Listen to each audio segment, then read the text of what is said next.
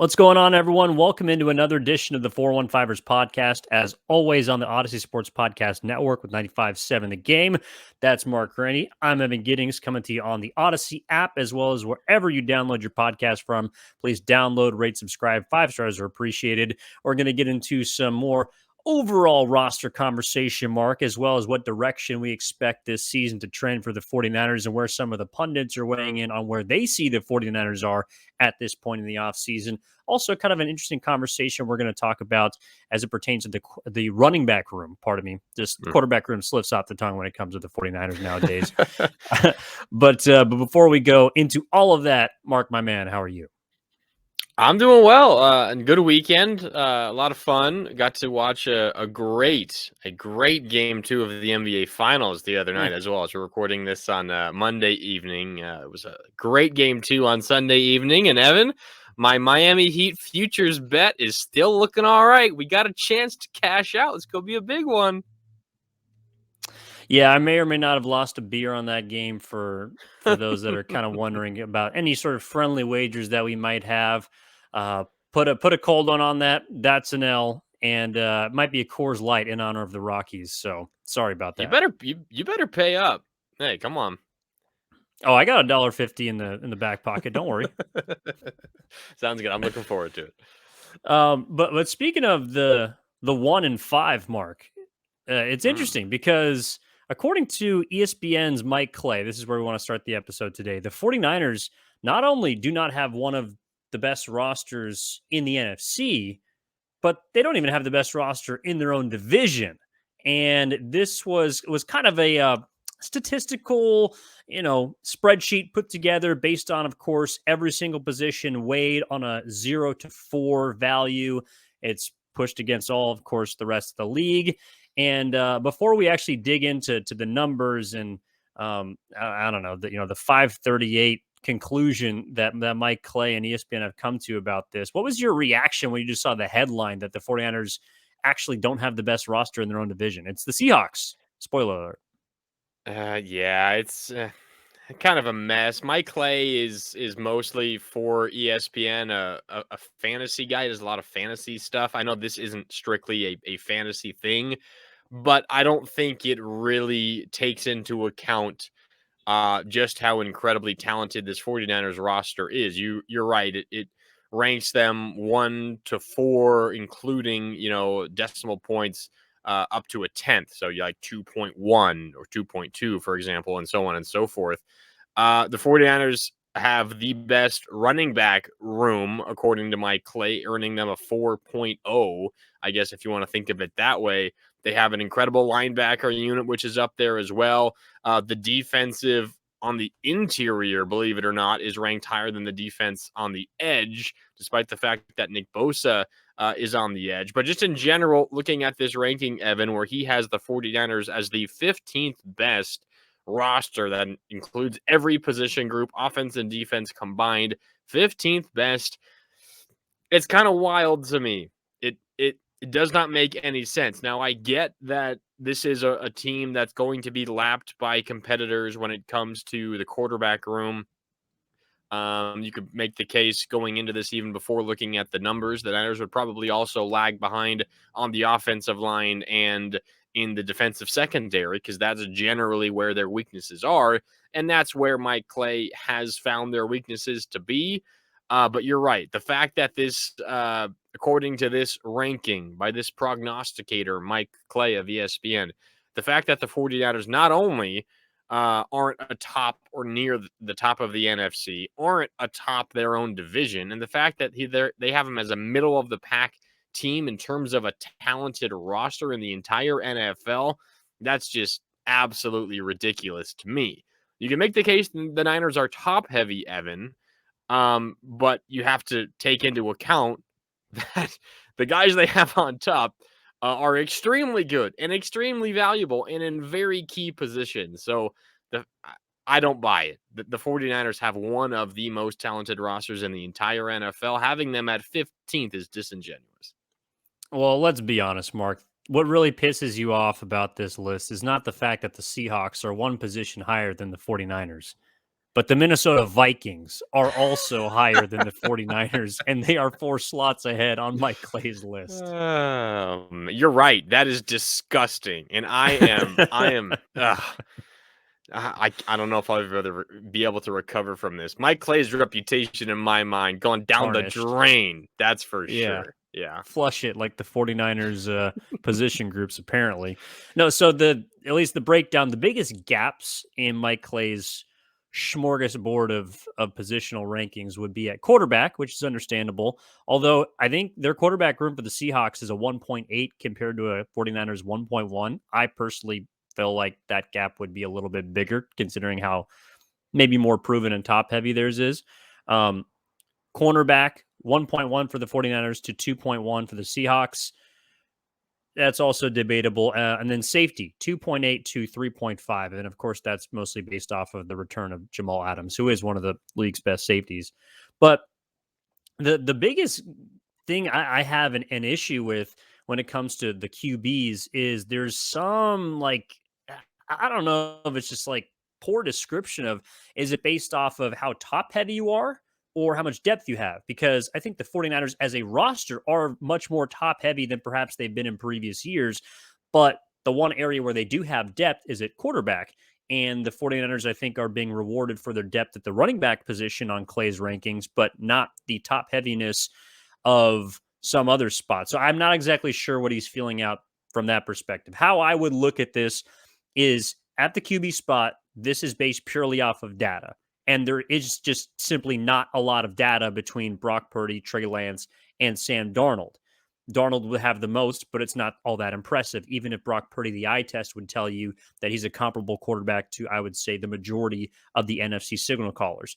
But the QB room's rankings are compared to Pittsburgh, week 1 opponent. That's 1.3. Carolina received a 1.0. Houston received an 0.9. I don't know about you, Mark, but to me, Brock Purdy or Trey Lance or Sam Darnold, due to the surrounding cast that they have, would automatically be excluded from the conversation of those 3 teams. Pittsburgh is probably the closest, but the other 2 are rebuilding, and it's just based off of also not a lot of data because you got 2 new guys coming in at each spot. So for me, I just, it's confusing to me, and the quarterback room is where I would disagree the most. But if you're telling me that it's based off of purely numbers, I would then throw back at you, well, the rest of those teams that I just compared the 49ers to also don't have a lot of data. Yeah, and as a result of that lack of data, the Seahawks don't really fall into that for me because Geno Smith is an older guy who's been in the league and he had a pretty good year last year. I would be shocked if he came out and was better than that. Not saying that I don't think he can do what he did last year and repeat that, but if you were to follow like this projection, which he has a 1.8 for Geno Smith in the Seattle Seahawks quarterback room. Generally that's about middle of the pack. Again, he ranks him from 0.1 all the way up to 4.0. So 1.8 is just a little bit on the bottom half. That feels like a number to me, Evan, and we can move away from the numbers because they are a little bit confusing. But the Seahawks quarterback room in general feels to me like you can't have, unless something wild happens, you can't really have in you can't really have someone over exceed expectations. You can't.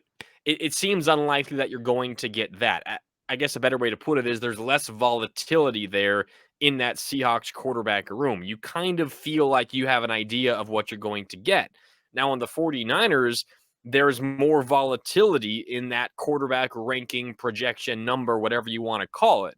And I think a lot of that volatility, there's certainly a bottom out to it if there are injuries, and certainly everyone on the roster hasn't proven that they can stay healthy at that position. But if you had to pick maybe one spot, aside from the rookies coming into the league now, maybe Bryce Young just has a fantastic rookie year, and you look back at these projections and you think, all right, well, that was silly. But the 49ers, I think, have the most room, at least among contenders in the NFL, the most room to exceed expectations at the quarterback position, at least considering where Mike Clay is ranking this quarterback room. Again, in the bottom, like the bottom third of the entire league, a bad quarterback room by whatever metric he's going for here. And considering the fact that at the most important position, they got a relatively bad grade, they're still around middle of the pack in the NFL, speaks to how good the rest of the roster is, Evan. And if we're trying to find the positive in this, one reporter's, ESPN employees' eyes, I think it's that the 49ers have room to grow in the quarterback position more so than a lot of the teams that they're chasing in this ranking that are above them. I think I want to table that because I think that we can spend a lot of time on it, which of course we don't have today just based on the topics we have. But I actually kind of disagree a little bit about the Hmm. room for improvement from the 49ers quarterback position, Well, specifically as it pertains to Brock Purdy. I don't want to get into it too much, but I think it also comes from where like the ranking is in the first place. Like, for example, with what Mike Clay is saying, he has the 49ers quarterback room at a 1.1, which is like bottom 10, 11 in the entire NFL. I wouldn't put the 49ers quarterback room that low. So if I were ranking them higher, there wouldn't be, of course, as much room to grow. But considering where this ranking is, I think there is room to grow from this spot, but maybe not if you have them previously ranked higher to begin with. I also think the position is ranked like independent of the others. So I mean, it's tough because all of them are connected, especially offensively. But I do think that if you just take a look at the quarterbacks for the 49ers, independent of who plays around them, they actually might be a bottom 10 group just from what we've seen from each of them. I'm not sure, but I will say that the one group or the one position group that I feel like was ranked the most accurately was the offensive line. And I Mm. know the number is going to seem extremely low at zero point 0.9 out of 4, but it was ranked the sixth worst in the NFL. And we talked about it in our last episode, Mark. I do not have a whole hell of a lot of confidence in this offensive line just because like, if you take a look at where they were ranked entering last season, they're about middle of the pack. I think PFF had them at 14th. Um, they probably outperformed expectations just based off of having Aaron Banks, who was a second year player but didn't play much his first season. Spencer Burford was a rookie. And then you end up losing Mike McGlinchey. So maybe you could say that there's room for growth in that department just because outside of Trent Williams, there's not really a solidified commodity there. But I also have to imagine that Trent Williams entering his late 30s is also going to regress a little bit. Now, that doesn't mean that regressing from the best tackle in football is going to cost you a whole lot.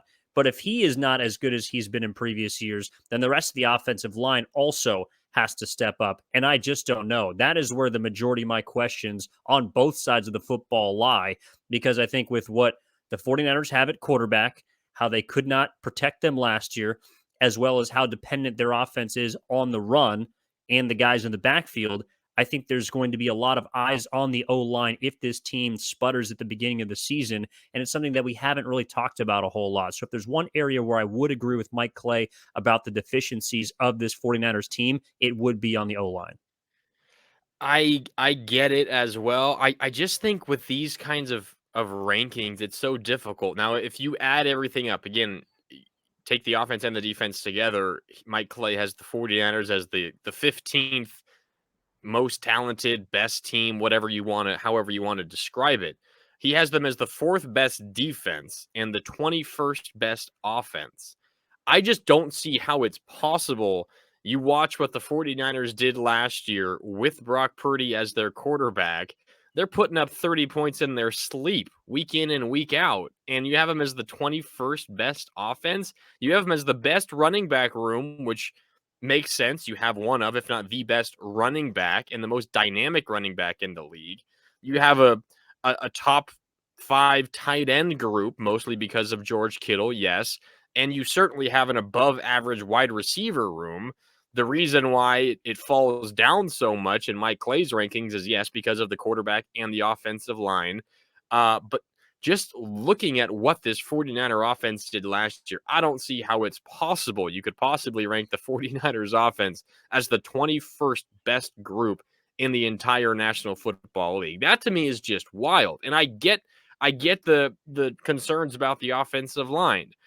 Trent Williams could still be the best offensive lineman, maybe the best player in football, like he has been for a number of the last few years. But you're right, he's also getting up there, and I wouldn't be shocked if he starts to decline just a little bit because he's getting to that age. But still, I think the talent the 49ers have elsewhere on offense is enough to at least be in the top half of entire offenses across the league. I don't know. This ranking to me, I think it's a good conversation. It's fun to talk about, but I don't know. It seems pretty ridiculous to me. If you just look at what this 49er offense did for a 10, 11, 12-week span, including the playoffs when Brock Purdy was their quarterback, I don't see how it's possible you can't have them in the top half, let alone 21st overall in the entire league.